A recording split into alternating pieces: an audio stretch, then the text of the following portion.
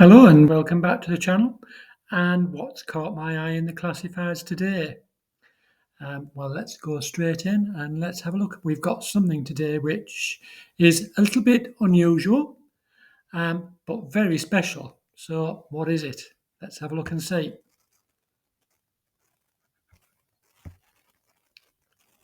It's a fire engine. Before we start, I just want to say a quick thank you to Matthew of Historic Motoring Solutions for letting me bring this wonderful fire engine to you today.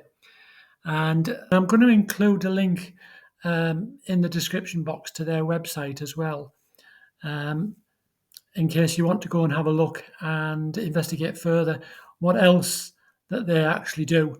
They work with Land Rovers and the like. So, well worth having a look at the website and see what's actually on offer and what they can actually do for you if you're interested. Right, let's go straight in and let's have a look at this wonderful machine. It's a fire engine. But it's not just any old fire engine. It's a six-wheel Carmichael Range Rover fire engine. Isn't that beautiful?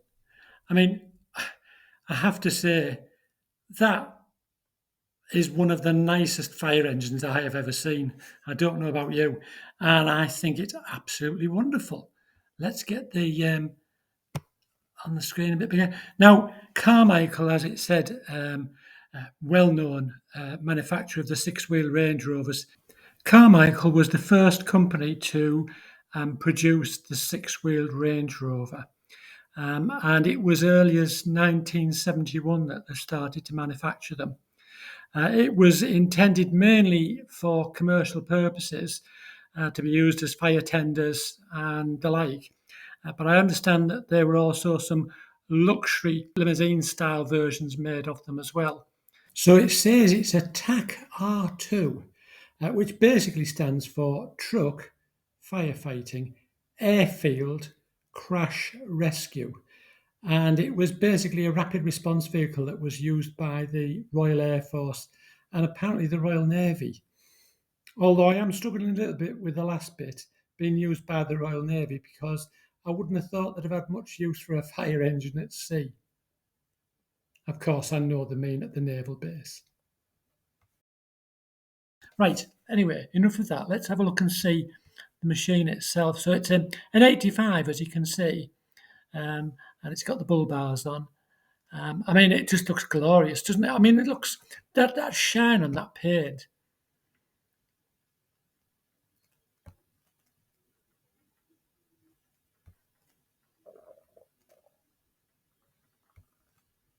That's nice, isn't it? What a job. Beautiful. Absolutely fantastic. Yeah, wow. Let's have a look, see if that tells us anything at all. No, you can't really see too much of that.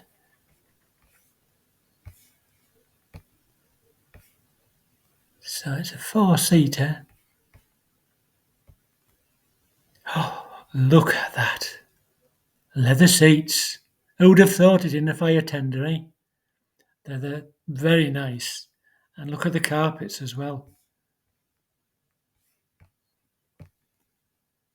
And a wood dash. Below the expense, give the cat a goldfish.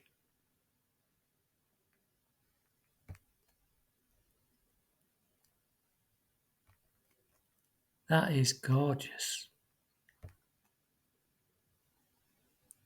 I have never, ever seen one as nice as this. And I doubt that there's another one like it. I mean, look at the attention to the detail. I mean, look at the shine on the underneath of the bonnet. So it's a carburettor version, as you see. So it's going to be the 3.5 engine, isn't it? Of course it is, because it's an 85. The 3.9 didn't come out until, was it 89? Something like that. 89, 90, something like that. Look at that. Look at that. I mean, look at that. That's how you want to see one, isn't it? Wow, that is lovely. That is something rather special, isn't it? That really is nice. Right, let's go and have a look and see what the advert tells us. But I think this is absolutely beautiful. So it's a 1985 3.5 engine, and it says the mileage is 1,967. Lovely. So it's a Range Rover Carmichael 6x6, not 4x4, 6x6. First company to convert a Range Rover to six wheels, yeah. Mainly used for the commercial market, yeah. The 200-gallon glass fibre tank was shaped and mounted as low as possible in the chassis to obtain a low centre of gravity, and facility for removal was provided. Semi-rectangular shape with internal baffle plates prevents surge whilst the vehicle is in motion. The Range Rover chassis with a standard driving position offers dual full-sized forward hinged doors for easy access for crew and driver. The two-man cab and body forms part of the clean, unbroken styling in line with the water tank incorporated. Yeah, it's quite miraculous how they've got a 200-gallon water tank in there, and it doesn't stand out too much, does it? I mean, that's brilliant. The seats were standard Range Rover units in PVC covering. Obviously, they've upgraded that by putting the leather seats in. So this was an RAF airport fire engine, and it's undergone a £50,000 total bare metal restoration by its previous owner, and it shows. It really does show, and what a job they've made of it. Whoever carried out the work, they've made a fantastic job and covered less than 2,000 miles in total from new. Well, that would fit because obviously, if it was in service at an Air Force base, then it's unlikely to be covering that many miles. The main emphasis during the rebuild was towards bodywork, paintwork, and interior, which has been carried out to a very high standard. Yes, it has, I agree. Little use since the restoration and therefore still in superb condition. Interior has also been modified and now has electric leather seats together with Wilton carpets. Yeah, I bet there's not many fire engines with Wilton carpets. Unique opportunity to own the very finest example in existence. I would agree. It's got to be one of the best in existence, if not the best, and particularly of its like Range Rover version. As I say, I've seen a couple of Range Rover fire engines, and to be honest, they've been pretty ropey, and that nothing could be further from the truth with this one. This is absolutely beautiful, and I can't praise it enough for the work that's been done on it to produce the level of detail that they have. Yeah. Ideal for private airfields with the necessary items reconnected or motorsport use, as it's a genuine 6x6, an absolute head turner at any show. Yeah, well, yeah, it would suit all of those. To me, that looks like it's museum quality. It looks as though it's just come out the factory. It looks better than new, actually. And if you had a nice collection of vehicles, that would sit very nicely amongst them. Yeah, very nice, very smart motor. I'm very impressed with that. That really is very nice. And if money no object, I would love to have that fire engine.